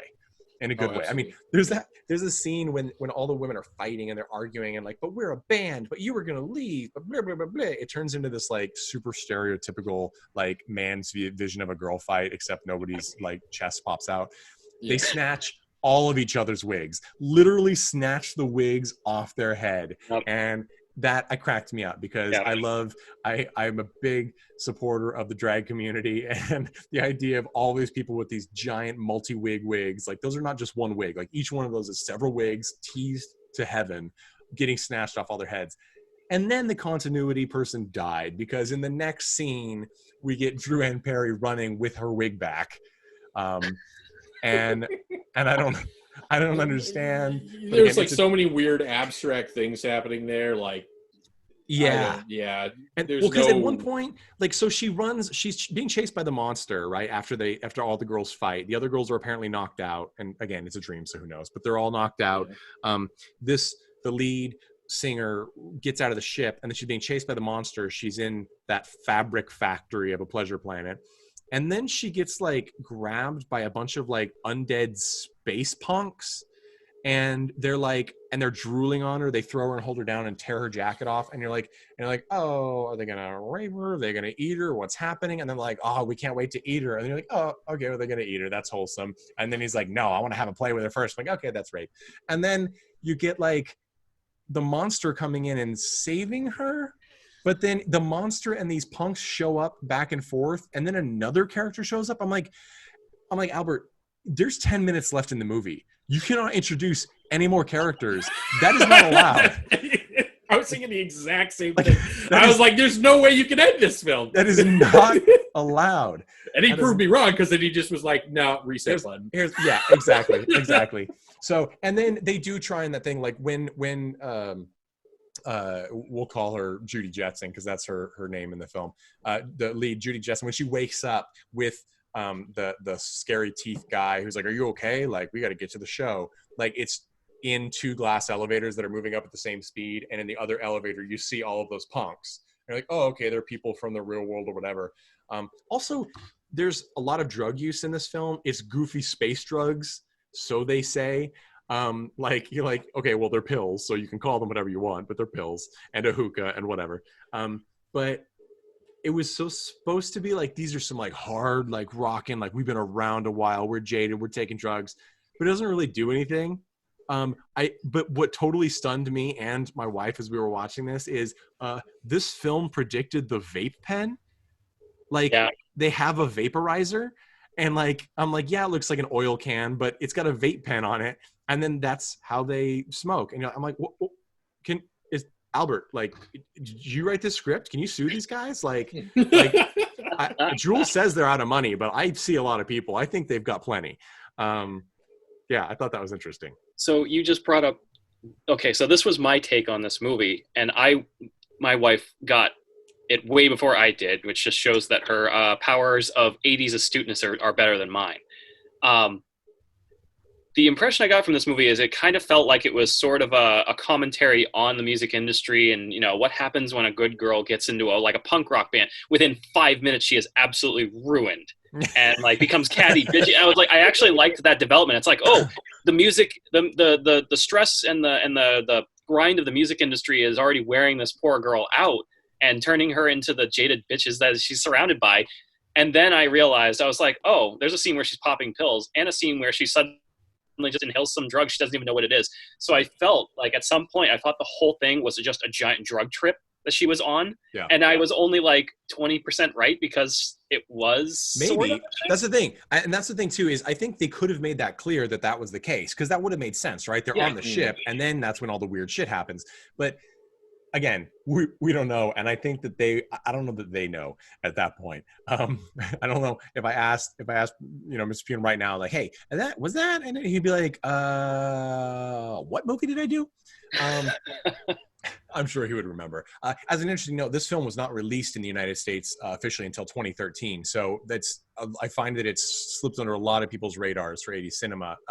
The poster is phenomenal. It's got like a band of women in like Barbarella outfits with musical instruments. That is not in the movie. Not at all. So not at all. So don't expect that. Buy the poster. You'll be happy. In fact, buy the poster for both these films because they're great and then you will love that. But, you know, the movies, advertising products may vary from those shown. Yeah, there was the other thing too. Can we talk about the editing and the start of this film? As I said, I'm a fan of Albert Pyun as a director. I don't know how much of this was his issue or not, but there were like, for minutes at a time, there are stretches of this movie where there is not a single shot that is more than like 15 seconds long, and it is disjointed to all get out. And actually, the whole film was fast. Yeah, it was. And I haven't watched like a lot of films from this period, and I was wondering if it was kind of like a style thing that was happening at the time. I don't know. I don't think so. It was very, very, very fast. It was really jamming a lot of content in. There was like, you know, like you said, it was like 15 seconds per scene, and it was just like right to the next scene. There was no like little break to kind of like ease into the scene. It was like there's some dialogue right here, and then like 2 seconds later or less, there's just the next dialogue is starting in the next scene. It was definitely jarring. There's a lot of, and there were a lot of reused. Even so, there are two cases in the end. One during her like. Judy Jetson's fleeing through the fabric factory, and then once at the end during the final song while they're, you know, hitting their big break and succeeding, that the movie decides to replay itself for our pleasure completely through random scenes. And I mean, it goes through like just, I mean, we're talking scenes that are completely nonsensical, that have nothing to do with anything. And then that happens. And I mean, we see that. Okay. Are you padding for time? Was there nothing in? That's fine. I get it. It wasn't super long. They did it twice, but I felt like it was only a couple of minutes worth, so I wasn't too upset. But especially in the beginning, like when Judy Jetson is first introduced to the Vicious Lips and they're all doing their makeup in front of the mirrors in the dingy back of this bar, like they continually cut. It's like, scene, cut to pan across the makeup, cut to scene, cut to pan across the makeup, cut to scene, more pan across the makeup. And I'm like, I didn't understand. I'm like, is this the, you know, oh shit shot or the cat in the window shot where they had to cover time because they didn't have the right shot or there was a problem with the shots? Because, and there's a couple of times when I was like, it almost feels like there was an issue. And so they had to use a creative way to cover it. And it jarred the hell out of me. And I feel like there was a lot of sequential stuff that we missed. For example, when they play that first shitty gig before they get the big break call, they're in a bar, and I think the new lead, I don't know, it's the new lead or one of the other band members, because we haven't really seen them enough to know what they look like yet, walks out. One of the like blue collar guys throws something and it hits her in the face, and she's like, and then while they're singing later on, like a few minutes later, it pans across and the guy is like holding his hand like he's had his hand broken, and the assumption is that the rough and tumble one probably crunched the guy's hand, I guess, but it's like there's pieces missing here and there. And I'm curious because I was watching really carefully to see and went back and see, like, is there any indication? And I think it's very clear that that's supposed to be the implication, because in the scene beforehand, when they're doing their makeup, there's a great scene where two guys are like outside in the alleyway and they're and they try and use a peephole in the wooden wall or whatever to see the women. And she gets up and she sticks her thumb in the socket and the guy's like, and his eye is in his hand. And I liked that sort of like, it's a joke, but it's also gruesome. I wish she put her cigarette in his eye. That would have been even better. But she does that and he has his eye. And I'm like, okay, so this is the rough and tumble group. And then the hand's injured, but we don't see it. And there's so much jarring cinematography. It just makes me wonder what happened in the back end of this film that caused some of these choices to be made. Because I do feel like there's a story there. Some stuff got left on the floor. Yeah. And and I also wondered that when they're on the ship early on and they're flying, and it's supposed to, what we assume is the short montage of them flying through space that ends up being the bulk of the movie. There's a montage that's just a song. It's not too sad, but there's a song playing and the women are just walking back and forth having conversations that we can't hear. They're seem like pretty specific conversations. It almost feels like there's supposed to be dialogue there. I'm like, did the dialogue get ruined and you needed to cover it? Were those cut scenes that were about something else and you had to fill time, so you played songs over it? Like, it just felt like this movie had a lot of places where they had to make shit work as opposed to do what was supposed to happen. And that to me would make sense as to why the clarity is so poor. Yeah. I mean, it's interesting to me that the movie only had an 80-minute runtime. Like, they had plenty of time, and I'm guessing they just didn't have enough material to work with. Yeah, I agree. And it feels too long, right? Like, to me, it felt too long. Like there was the middle stretches. I think there's a pacing issue, though. It's like the beginning was interesting, the end was kind of weird and short, and then the middle was we're stuck. Yep. Well, like the beginning, they jammed those, like they just jammed a lot of scenes. Everything is in. And then it was like they just like slammed on the brakes for 40 minutes almost. Yeah, exactly. It really the bulk of the movie, I would hazard to say. Yeah. And so, but again, there's some really cool pieces. The practical effects that they have when they have them is good. There's some other things that don't. So the whole crash landing scene, as I'm playing it over, it does seem to have indications that it is a dream. For example, the lead singer sees a woman out in the sand running around and nobody else seems to see her. We assume it's because she's like out of sight every time the others run up. But now we're like, wait a minute, because when she's exploring the cockpit by herself early on when they're crashed, an 80s musician looking woman slams against the window. And I think that's the singer she replaced, who shows up a couple of times, at which place that indicates to me that the entire thing, the crash landing and everything, was a dream sequence, which again is like, okay, well then it probably isn't the drugs, because then they still crash because that happened after. It's a fault of the script, if the confusion. There's also lots of schlocky things. Like, let's look. So this is, the movie ends. We've talked how she wakes up and basically they go on stage and they knock it out of the park. There also is a weird character change. Maddie, the manager, all of a sudden is like, I'm the big guy. Like, let's listen to this clip. Not bad, Asher. Not bad. We're looking at a total absolute phenomenon here. Well, I wouldn't go that far. Oh, you don't need to. You don't need to. I'm just going to take him over to the Andromeda. Wait. I love it when you're tough, Maddie. and that character is Maxine, who is the one that runs the big club, who in the opening scene of the film causes another manager to shoot himself in the head because his band can't play because they are dead. And this change is supposed to have occurred because all of a sudden his band sounds great. And he's like, man, screw you. And he actually says, I think he tells her to shut up in the next bit. And you're like, where did this change come? Like, not just in him, but in her. And she's like, because she's going to make a lot of money. I don't know. It was like you said, it was crammed in. The last line of the movie was, don't touch my fucking hair. Yes, exactly. I will say that I think that, and we've reviewed a couple of movies, My Mother's a Werewolf, kind of like this too. The music is great in this film, and this music is more even my music than say Bad Channels. It's such a great soundtrack, and it is a shame that the soundtrack is not available right now. I know. I was looking for it. I did too. I hunted for it. Some people have made Spotify lists and things so you can listen to it, so that's great. But as I said, Sue Sad is great. She's a great singer, great songs. She did a song for Roadies as well, which Joan Jett is also on the soundtrack of. That's a good one to have. So that's worth watching this movie if you're interested in the 80s new wave punk sort of crossover music. But as I said, there's a lot of nothing in this film. There's a lot of interesting stuff. And I think if you dig deeper and you think about the film, which we have to think about films like this because otherwise it's probably just a bad film.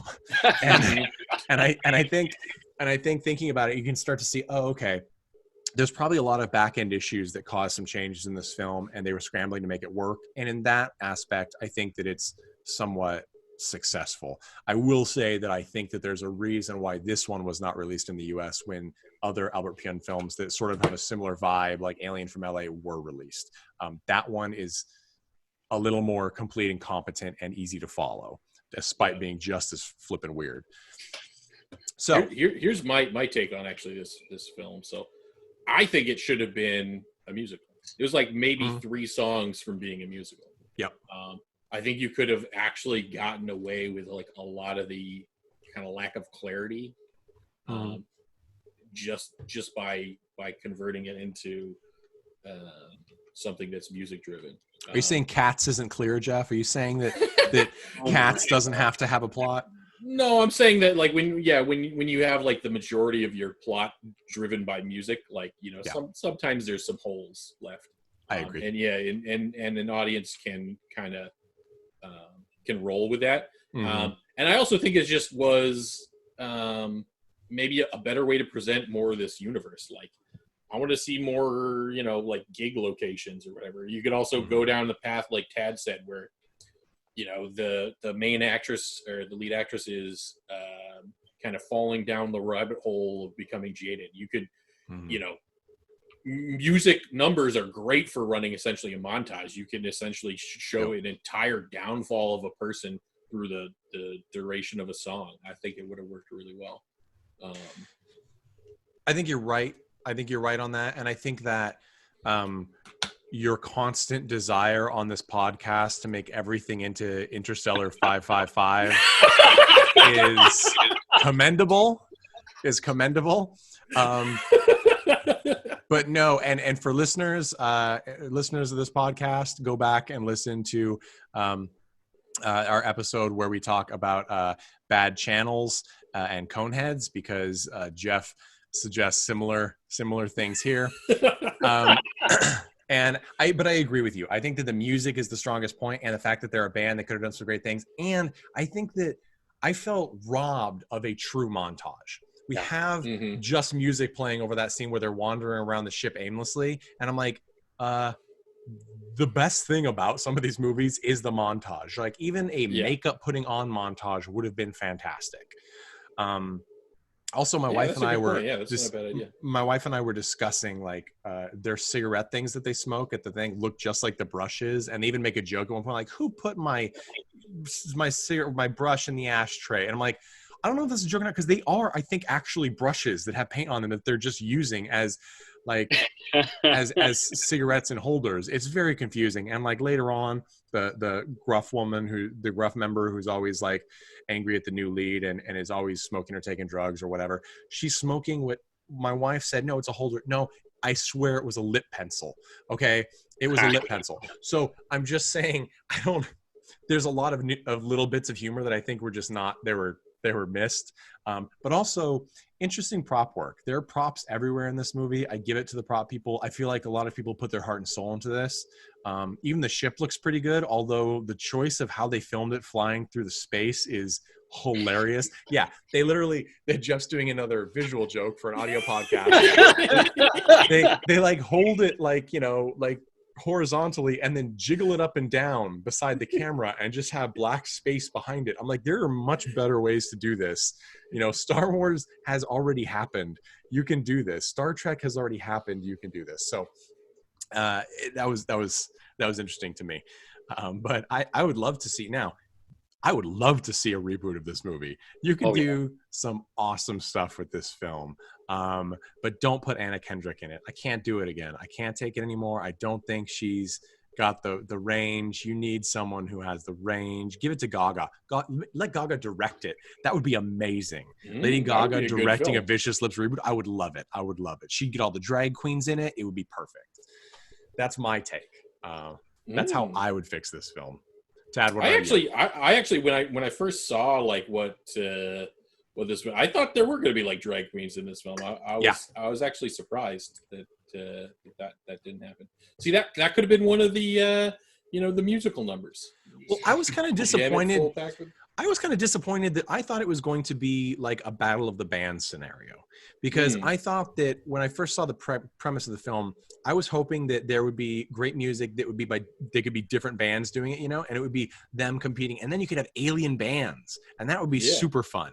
And that would have been a lot more interesting. And you could have worked in the subplots with, you know, like Tad said, with her going down, like I'm gonna go solo, you know, like she could be Phil Collins all she wants, and like that could be. That plot would really fall into a musical, real. Yes, yeah. And then that's when the Ninja Turtles would come out of the time rift. I was proud of myself. I have not mentioned Ninja Turtles this entire podcast. I thought that was something that could have happened, and I'm sad that we didn't get that, because there are some interesting effects. We get this fantastic Alf-looking space anteater smoking a cigarette puppet at the end, introducing the band. That was pretty cool. Yeah, I loved it. So that was as soon as he came back on the scene, I was like, oh, okay, I'm back into this. Yeah, me too. Like, I literally didn't care for like, it was like 40 minutes. I was just like, well, I'm just don't care what's happening. As soon as he came on the scene, I was like, whoop. Yep. And then the movie was over. You give me a slobbery puppet, and I will follow you until the end of time. But I didn't. And just I know that we're talking about Vicious Lips right now, but just I wanted to just also bring it back to Verotika. Glenn Danzig's tagline for this movie for Verotika was, "You will never be the same after seeing this." I beg to differ. I think that I am very much the same, and I think that is false advertising, and I think he owes me a free poster, is what I think. I think he owes me a free signed copy of all of his albums. Well, I will take the free poster.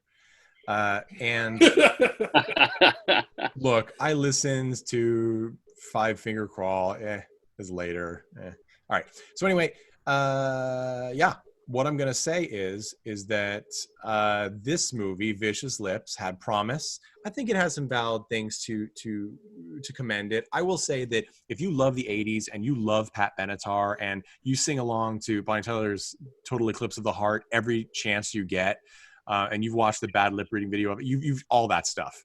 Okay, I think that you can enjoy this movie, but probably do something else while you're doing it, because you'll get engaged and then you'll drift off. You know, crochet something. I don't know. If you're into the 80s and you're probably a hipster, you're decoupage something while you're watching this movie, and you'll have a good time. But if you sit down and watch it, and if you make your friends watch it, I think they might be annoyed at you. Yeah, don't do that. No, I actually like this film, in the sense that, like, you know, maybe I haven't watched enough 80s stuff, but like, just like the first like 20 minutes of the movie, I was having a blast. The music was good. The sets were like blowing my mind. It was just like an interesting tapestry. You know, in terms of like, it's not a good film. Like in film sense, it's not clear enough. It doesn't actually play on that. But just for the music and the sets, I think it's worth watching. In my mind, that was fun. Yeah, I would agree. Tad, what do you think? Who would you recommend this film to? Do you like cyberpunk and do you like musicals? Because it's kind of half of both. It doesn't get all the way there, but it was an attempt. Fair. And I think it's interesting to say, like, the city shots, there's only a couple. Really, there's one, and there's like an internal space docking. But like some of the backdrops, that's are actually pretty good. Like I enjoyed them. Like they would be, you know, they're better than, you know, they're better than a TV sci-fi show. Not as good as Blade Runner, but you know, Ridley Scott will always win that fight. Yeah. All right.